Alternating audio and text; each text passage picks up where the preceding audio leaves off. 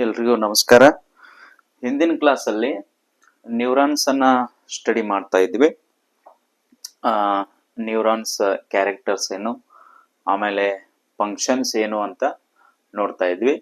ಹಾಗಿದ್ಮೇಲೆ ಇದು neurons picture ಅನ್ನ ನೋಡೋಣ, ಏನೇನಿರುತ್ತೆ, ಹೇಗಿರುತ್ತೆ ಅಂತ. ಎಸ್, ಇದು ನ್ಯೂರಾನ್ಸ್ ಪಿಕ್ಚರ್ ಅಂತ ಹೇಳ್ಬಹುದು. ಇದು ಈ ಟೈಪ್ ಇರುವಂತದ್ದು. ಎಸ್, ಇಲ್ಲಿ ಇವಕ್ಕ ಡೆಂಡ್ರೈಟ್ಸ್ ಅಂತೇಳಿ ಕರೀತಾರೆ.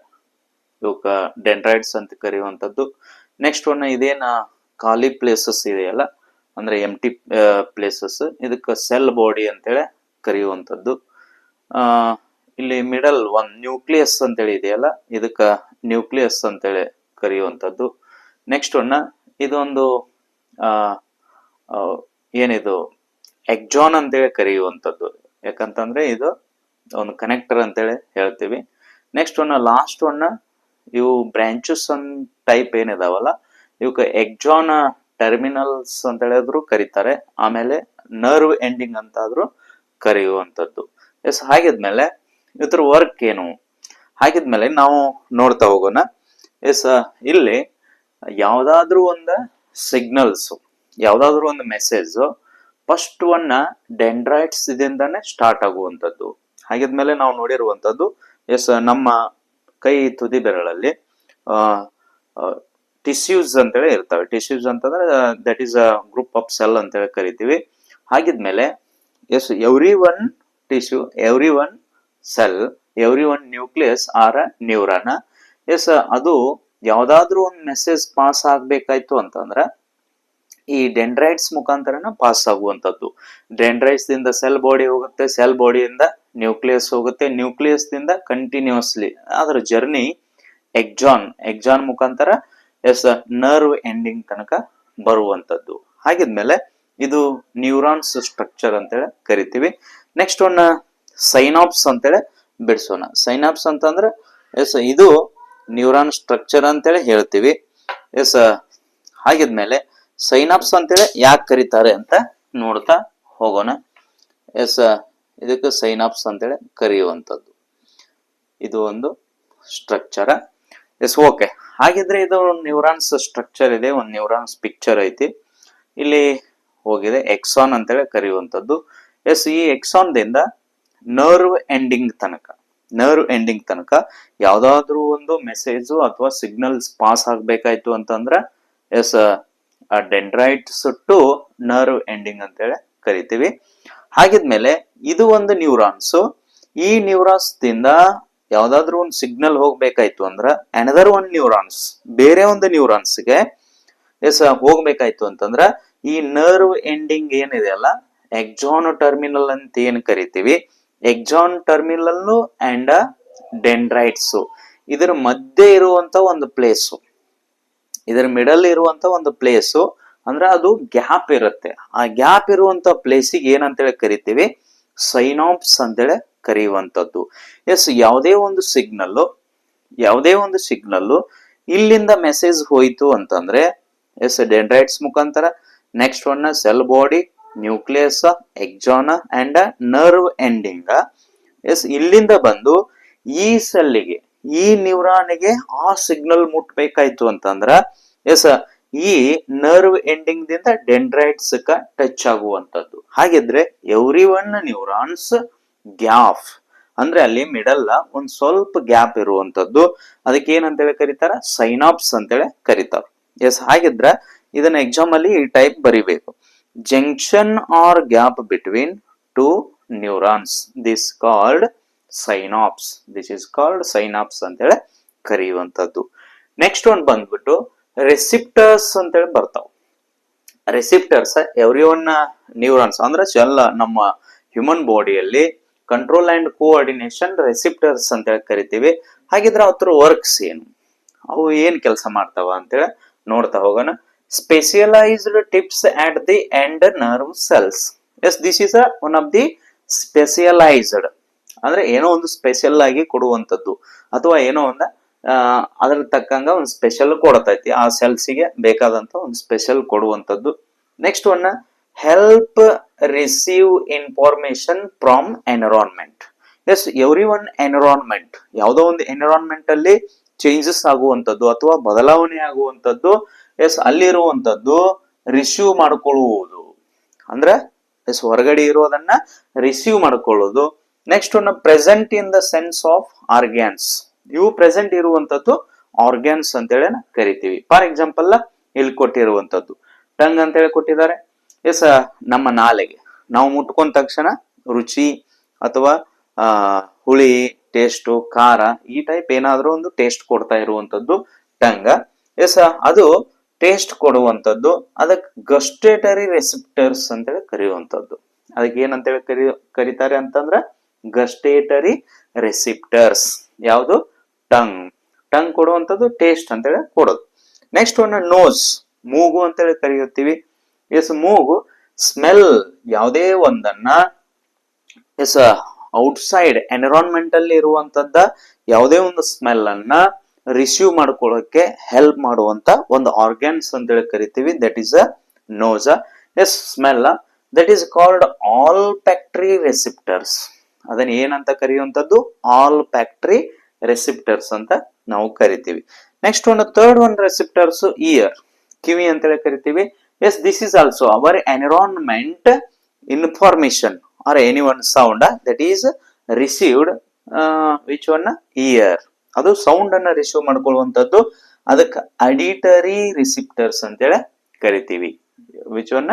ಅಡಿಟರಿ ರಿಸಿಪ್ಟರ್ಸ್ ಅಂತ ಕರೆಯುವಂತದ್ದು.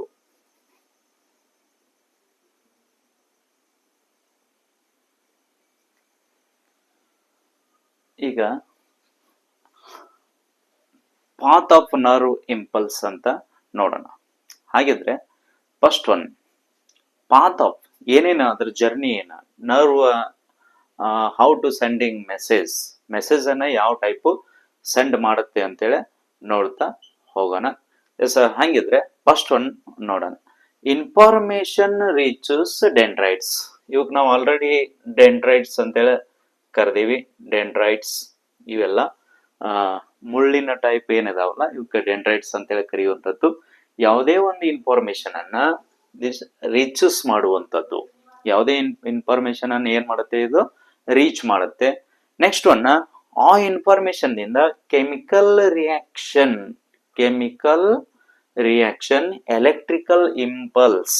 ಅಂದ್ರೆ ಈ ಡೆಂಡ್ರೈಟ್ಸ್ ಕೆಮಿಕಲ್ ಅನ್ನ ಬಿಡುಗಡೆ ಮಾಡುವಂಥದ್ದು. ಕೆಮಿಕಲ್ ರಿಯಾಕ್ಷನ್ ಮಾಡಿಕೊಂಡು ಎಲೆಕ್ಟ್ರಿಕಲ್ ಇಂಪಲ್ಸ್ ಆಗುವಂಥದ್ದು. ಎಲೆಕ್ಟ್ರಿಕಲ್ ಇಂಪಲ್ಸ್ ಆಗಿ ಎಸ್ ಆ ಮೆಸೇಜ್ ಅಥವಾ ಆ ಸಿಗ್ನಲ್ ಸೆಂಡ್ ಆಗುವಂಥದ್ದು. Next one cell body impulse. ಈ ಡೈರೆಕ್ಟ್ ಆಗಿ ಬಂದು ಸೆಲ್ ಬಾಡಿ ಇಂಪಲ್ಸ್ ಅಂತೇಳಿ ಕರಿತೀವಿ. ಆ ಮೆಸೇಜ್ ಆ ಸಿಗ್ನಲ್ ಇಲ್ಲಿ ಬರುವಂತದ್ದು. Next one cell body and nucleus ಅಂತೇಳಿ ಕರಿತೀವಿ. ಎಸ್ ಆಮೇಲೆ ಎಕ್ಸಾನ್, ಆ ಮೆಸೇಜ್ ಎಕ್ಸಾನ್ ಥ್ರೂ ಪಾಸ್ ಆಗುವಂಥದ್ದು. Next one release of chemicals. Axon ಅಲ್ಲಿ ಕೆಮಿಕಲ್ಸ್ ರಿಲೀಸ್ ಆಗುವಂಥದ್ದು. ಹಾಗಿದ್ರೆ ಯಾವುದೇ ಒಂದ ಇನ್ಫಾರ್ಮೇಶನ್ ಎಸ್ ಕಂಟಿನ್ಯೂಸ್ ಜರ್ನಿ ಆಗ್ಬೇಕಾಯ್ತು ಅಂತಂದ್ರ ಎಕ್ಸಾನ್ ಅಲ್ಲಿ ಏನಾಗುತ್ತೆ ಅಂತಂದ್ರ ಕೆಮಿಕಲ್ಸ್ ರಿಲೀಸ್ ಆಗುವಂಥದ್ದು. Next one chemicals move across synapse.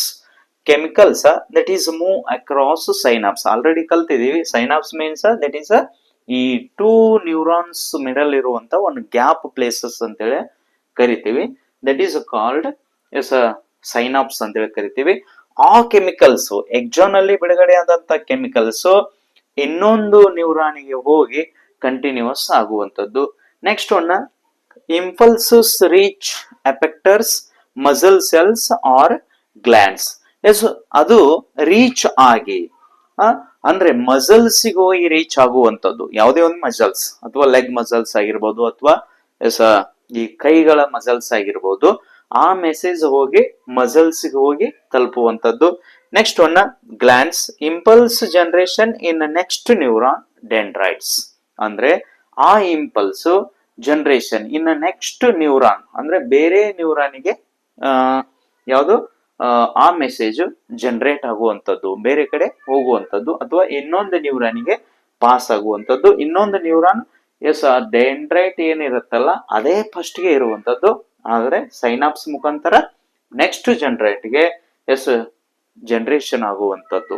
S this is a path of nerve impulse ಅಂತೇಳಿ ನಾವು ಕರಿತೀವಿ.